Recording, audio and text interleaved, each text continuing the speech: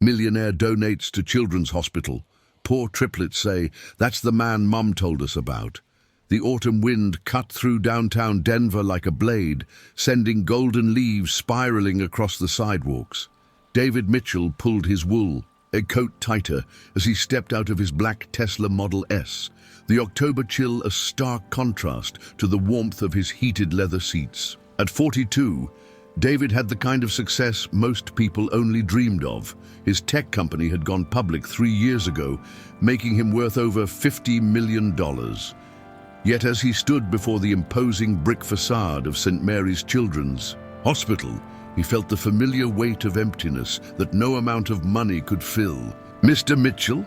A woman in her 30s approached him, her smile professional but warm. She wore a navy blue blazer with the hospital's logo embroidered on the pocket. "I'm Jennifer Walsh, the development director. Thank you so much for coming." "Today," David shook her hand, his grip firm but brief. "Of course. I'm glad I could help." The donation check in his inner pocket felt heavier than its physical weight suggested. $250,000, earmarked for the hospital's new pediatric wing. It was just another charitable contribution in a long list, another attempt to balance the scales of his conscience. As they walked through the hospital's main entrance, David was struck by the contrast between the sterile medical environment and the attempts to make it child-friendly. Colorful murals of cartoon animals decorated the walls, and soft classical music played overhead. The smell of antiseptic couldn't quite mask the underlying scent of hope and desperation that seemed to permeate all hospitals. "We're incredibly grateful for your generosity," Jennifer continued, as they walked down a wide corridor lined with windows overlooking a small garden. "This donation will allow us to upgrade our equipment and expand our capacity to help more children." David nodded, only half listening. He'd heard similar speeches at dozens of charitable events. The truth was, he gave money because it was easier than giving anything that actually mattered. Money was just numbers on a screen to him now, abundant and renewable. What he couldn't give, what he'd never learned how to give, was himself. They passed the children's ward, and through the large glass windows, David could see kids of various ages in different rooms. Some were in wheelchairs, others had IV poles beside them, but they were all trying to be children despite their circumstances. A pang of something, regret, longing, he couldn't name it, shot through his chest. "Would you like to meet some of the children who will benefit from your donation?" Jennifer asked, noticing his gaze lingering on the ward. Before David could politely decline, as he usually did, a commotion erupted from one of the rooms. 3 children, clearly triplets, with matching sandy brown hair and bright blue eyes, came rushing toward the window from inside their shared room. They couldn't have been more than 8 or 9 years old. 2 girls and a boy, all wearing donated hospital clothes that were clearly too big for their small frames. "Who's that man?" one of the girls asked loudly, pressing her face against the glass. Jennifer's expression grew more serious. "Those are the Henderson triplets, Emma, Lily, and Michael. They've been here for months. Their mother is very sick, and unfortunately, they don't have insurance or family support. The hospital has been covering their care through our charity program." David found himself staring at the 3 children. Their clothes were obviously hand-me-downs, their shoes worn and patched.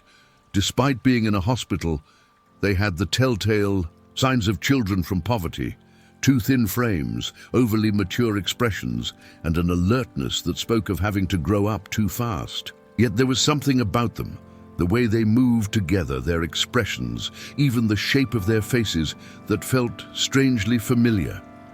"Can we meet him?" the other girl called out, her voice muffled by the glass but still audible. Jennifer looked at David questioningly. "They're wonderful kids, very bright, very brave, considering what they're going through. They've been living in the hospital because they have nowhere else to go." David hesitated. He typically avoided personal interactions during his charitable visits, preferring to keep things professional and distant. But something about these 3 children made him pause. I suppose, just for a minute. Jennifer led him into the room, where the triplets immediately surrounded them. Up close, David could see the reality of their situation. Their clothes were clean but clearly from donation bins. Their small possessions fit in a single plastic bag, and they shared one small coloring book between the 3 of them. "I'm Emma," said one girl, extending her hand with surprising formality for a child. "These are my sister Lily and my brother Michael." "We're triplets," Lily added unnecessarily, as if this wasn't immediately obvious. Her hair was braided with what looked like a rubber band, and her smile revealed a missing front tooth. Michael remained quiet, studying David with an intensity that made him uncomfortable. The boy's jeans had holes in the knees, and his sneakers were held together with tape. There was something in his gaze, a recognition that couldn't possibly be real. "It's nice to meet you all," David managed, shaking each of their small hands. "I'm David." "David," Emma repeated thoughtfully. "That's a nice name. Our mom talks about someone named David sometimes." David felt his stomach tighten. "Oh?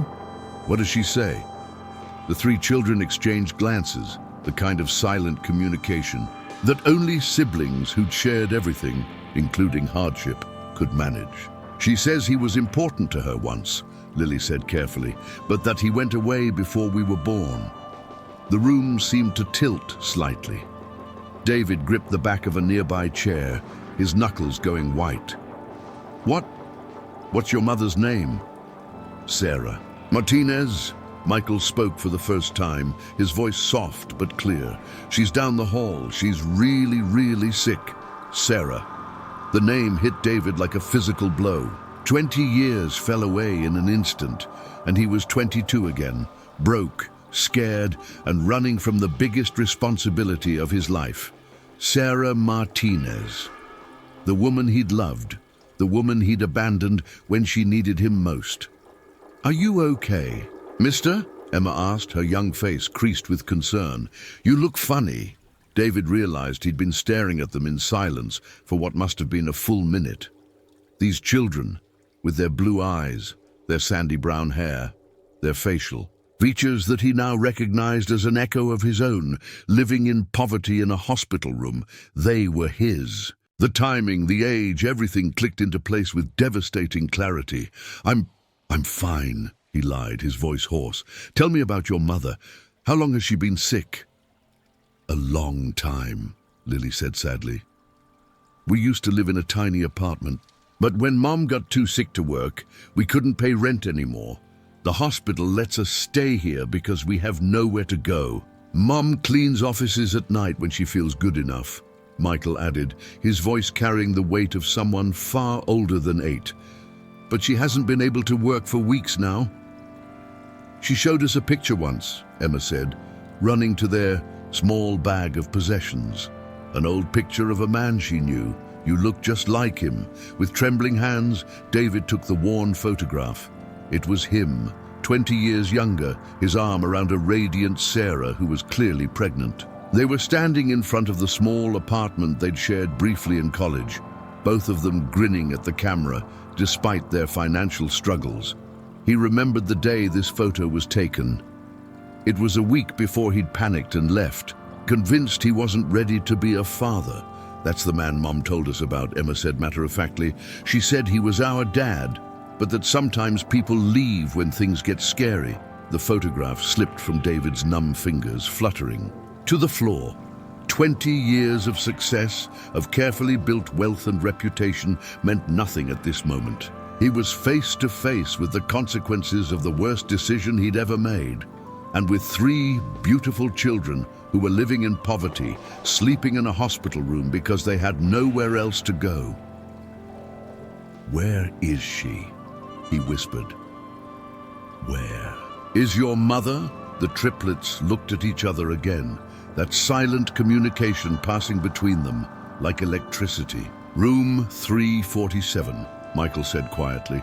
"But she's sleeping a lot now. The doctors say that's normal, but..." He didn't finish the sentence. He didn't need to. David's legs felt unsteady as he stood. 20 years of running, of hiding behind success, and charitable donations had led him to this moment. His children were here, facing the possible loss of their mother while living in poverty, the woman he'd abandoned when she was carrying them.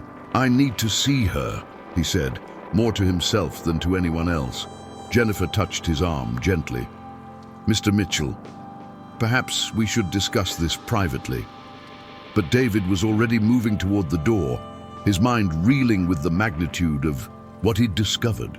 Behind him, he could hear the triplets whispering among themselves, their young voices carrying a mixture of hope and confusion that broke his heart. Marcus looked at these two brave, beautiful children who had somehow found the courage to search for a father they'd never met, armed with nothing but a faded photograph and their mother's stories. He thought of Sarah, dying alone while trying to give her children hope. He thought of all the years he'd spent building walls around his heart, convincing himself that solitude was strength.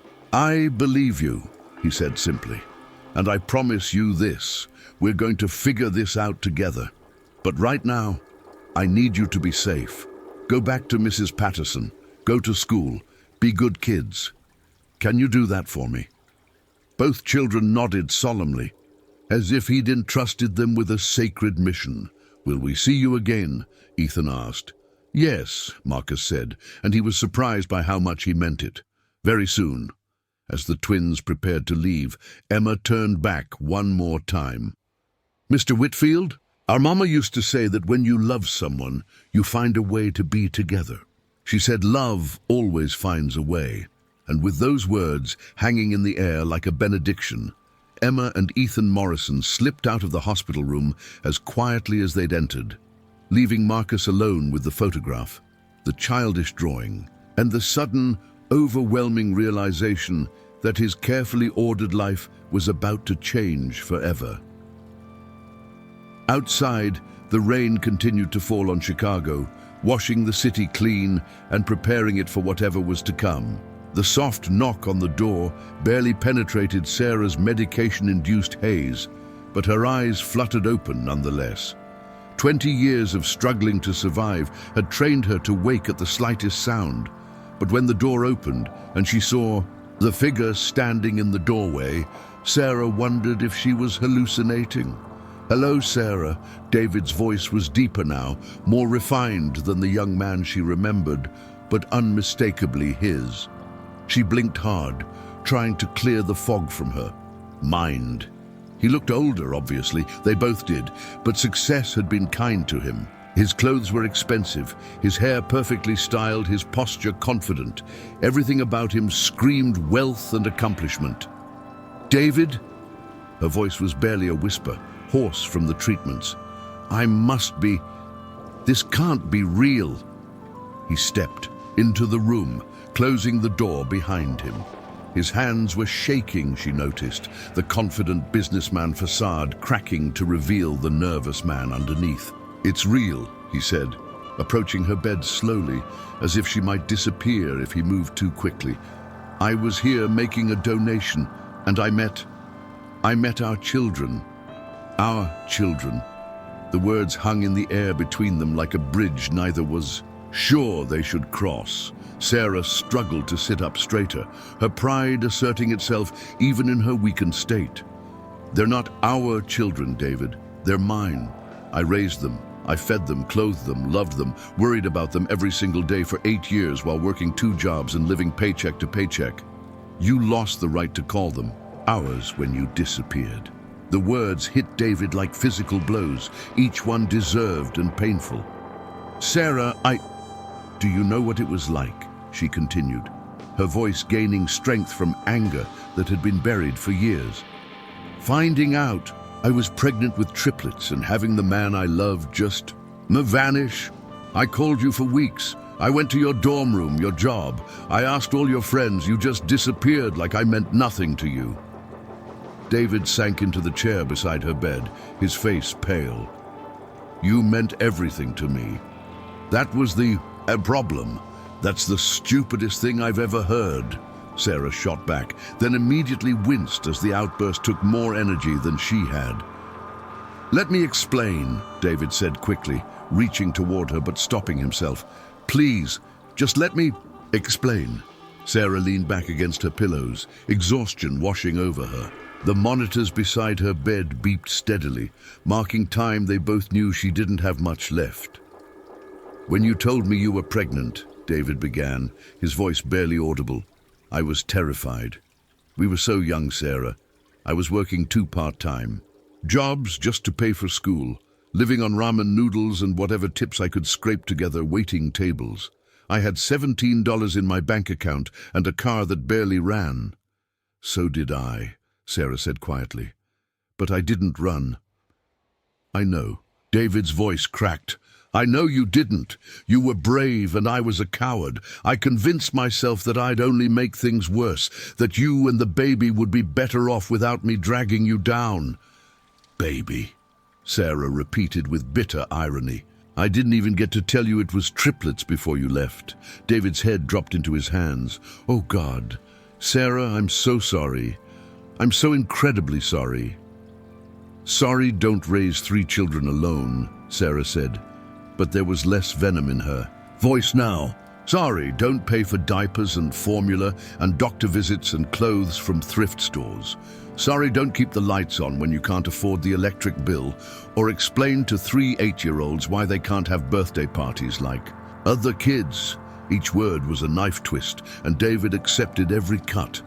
How did you survive? How did you manage? Sarah's laugh was hollow. Barely. I finished school eventually.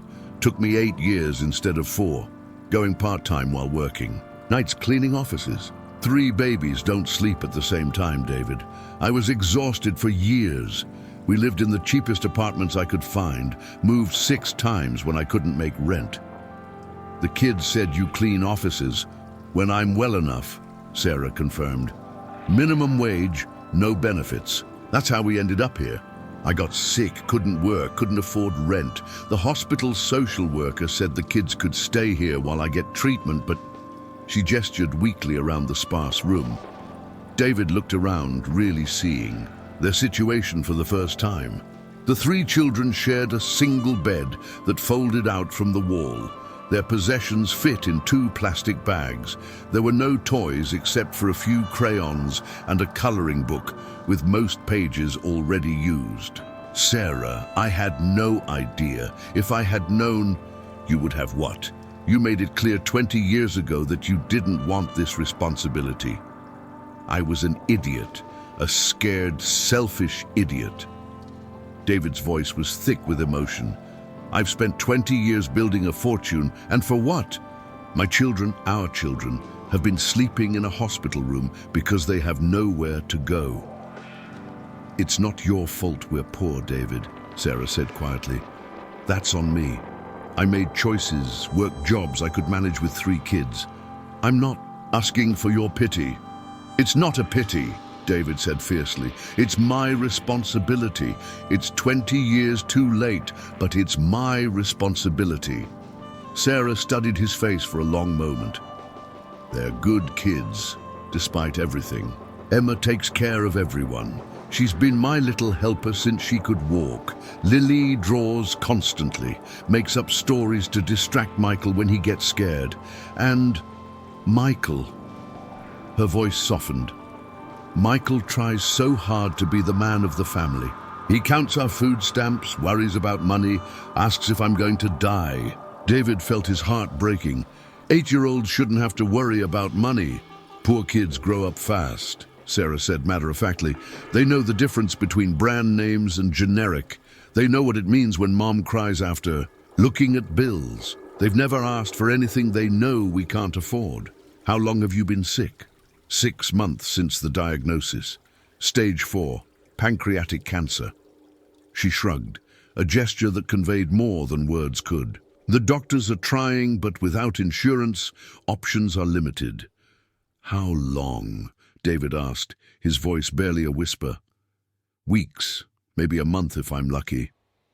She turned to look at him directly. That's why I'm actually glad you're here. I was terrified about what would happen to them. What do you mean? I have no family that can take them. My sister died in a car accident 3 years ago. The kids would go into foster care and David, they'd be split up. No one wants to take 3 kids at once. The words hit David like a sledgehammer.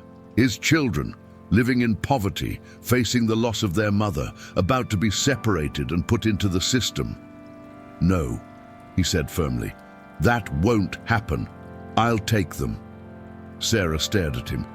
David, you can't just decide to be a father because you feel guilty. They don't know you. You don't know them. Parenting isn't something you can just buy your way into. Then teach me, he said, leaning forward. Please, Sarah. I know I don't deserve this chance, but they don't deserve to be separated. Let me be their father. Let me give them the life they should have had. Sarah was quiet for a long time, and David could see her weighing his words against 20 years of struggle and disappointment. They've been asking about you more lately, she finally said. Emma especially. She wants to know why their dad never came to see them, never sent birthday cards, never called. What did you tell them? The truth, that you were young and scared, and that sometimes people make mistakes they think they can't fix. Sarah's voice was soft. I never made you the villain, David. I couldn't do that to them. David felt tears burning his eyes. Even dying, even after everything he'd put her through, Sarah had protected him in his children's eyes. I want to know them, he said. I want to take care of them. I want to give them everything I should have given them from the beginning. It's not about money, David. I know that. But they shouldn't have to worry about food or clothes or having a place to sleep. They should get to be kids. A soft knock interrupted them, and the door opened to reveal all 3 children peeking around the edge. Mom, Emma called softly. Are you okay? We heard voices. Sarah smiled, gesturing for them to come in. I'm fine, sweetheart. Come meet someone. The triplets entered cautiously, their worn shoes silent on the linoleum floor. In the short time since David had met them, evening had fallen, and they looked even smaller and more vulnerable in the dim hospital lighting. Kids, Sarah said gently. This is David Mitchell. He's your father. The silence that followed was deafening. Emma's face went through a range of emotions: shock, anger, confusion. Lily's eyes went wide, and she unconsciously moved closer to her siblings. Michael just stared, that serious expression intensifying.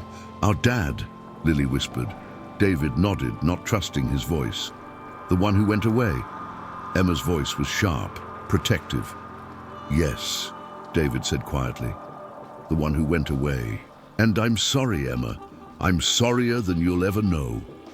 Why did you leave us? Michael asked, his young voice carrying a weight that no 8-year-old should bear. Did you not want us?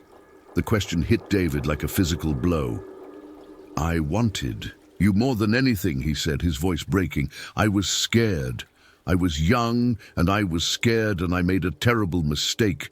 I thought I wasn't good enough to be your father, so I left. But I was wrong. I should have stayed and learned how to be the father you deserved.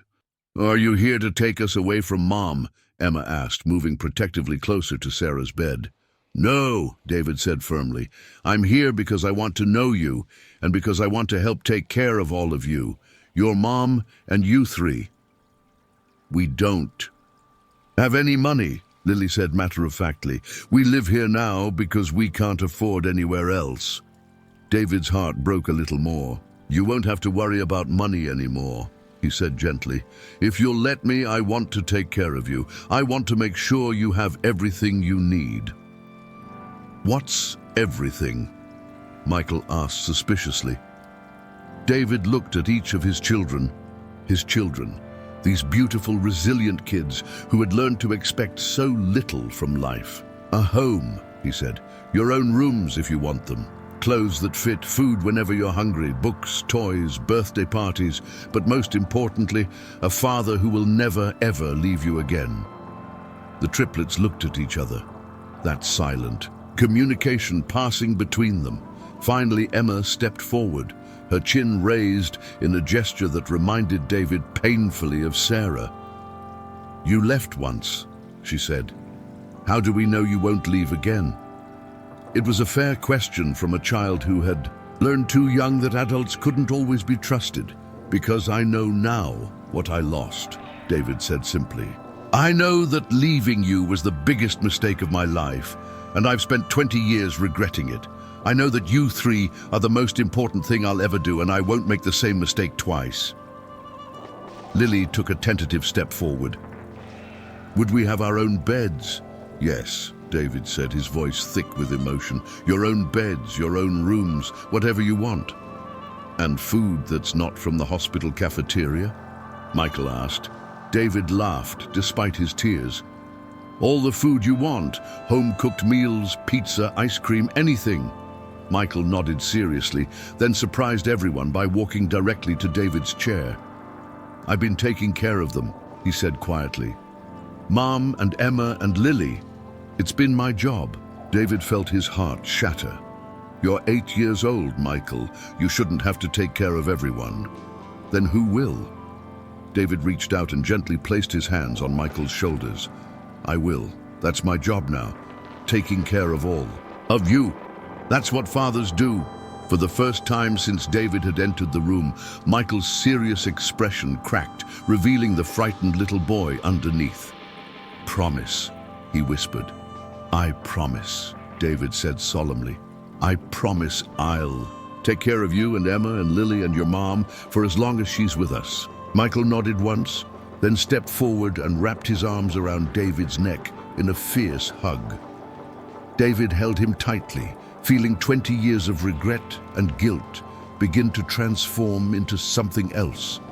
Purpose, love, and the overwhelming desire to be worthy of this second chance. Emma and Lily moved closer, their natural caution giving way to hope they'd probably never allowed themselves to feel before. Can we really have birthday parties? Lily asked shyly. The biggest birthday parties you want, David promised. And we won't have to move again, Emma asked. Never again. We'll find a house, a real home, and it will be yours forever. As the hospital settled into its nighttime quiet, David Mitchell held his son while his daughters moved closer, asking tentative questions about this new life he was promising them. Sarah watched from her bed, tears streaming down her face, tears of relief, of hope, and of a love that had somehow survived 20 years of hardship and abandonment. They had so little time together, but for the first time in months, Sarah felt something she'd almost forgotten. Peace. Peace knowing that her children would be safe, that they would be loved, and that maybe, just maybe, it wasn't too late for the man she'd once loved to become the father her children deserved. Outside room 347, the hospital hummed with its usual activity, but inside, a family was finally coming together, brought by tragedy, tested by poverty and time, but held together by the unbreakable bonds of love that had somehow endured, despite everything that had tried to tear them apart. The road ahead would not be easy. There would be legal arrangements to make, a new life to build, and most heartbreakingly, a goodbye to say. But for now, in this moment, David Mitchell was exactly where he belonged, surrounded by the family he'd spent 20 years running from, finally ready to be the father they needed him to be. The end. This story explores themes of redemption, responsibility, and the enduring power of family bonds. It shows how love can survive even the deepest betrayals and poverty, and how it's never too late to do the right thing, even when the cost of waiting has been devastating for everyone involved.